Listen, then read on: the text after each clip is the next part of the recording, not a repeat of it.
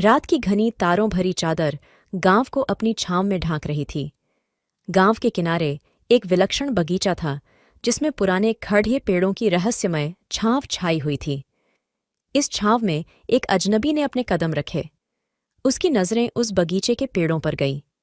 हर minute उसकी धड़कनें तेज होती गईं, क्योंकि उसे लगता था कि कोई उसे देख रहा है। जब वह पेड़ों के बीच में पहुंचा तो एक आवाज सुनाई दी, कौन है वह? अजनबी ने अचानक मुड़कर देखा, पर वहां कोई नहीं था। उसने फिर अपनी यात्रा जारी रखी, पर उसकी धड़कनें और भी तेज हो गईं। अचानक एक और आवाज उसके कानों में गूंज उठी, मुझसे बच के कहाँ जाओगे? अजनबी का हृदय तेजी से धड़कने लगा और उसने वापस मुड़कर देखा। फिर से कोई नहीं था। उसने सोचा, यह सब क्या हो रहा है? वह बगीचे के एक कोने में बैठ गया और सोचने लगा।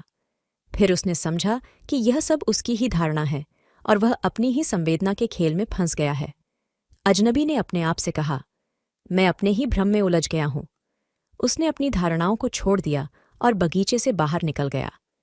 गांव की ओर चलते हुए वह नए स्वयं की खोज में निकला और उसका मन शांति से भर गया। उसने समझा कि अक्सर हमारी विचारधारा हमें अपनी सामंजस्य में उलझा देती है और हमें सत्य को देखने में बाधा पैदा करती है। अजनबी की यह यात्रा उसे स्वयं के साथ उसके अंदर के अजनबी को भी समझने की दिशा में ले गई और उसने इसे एक सुनहरे अनुभव के रूप में स्वीकार किया।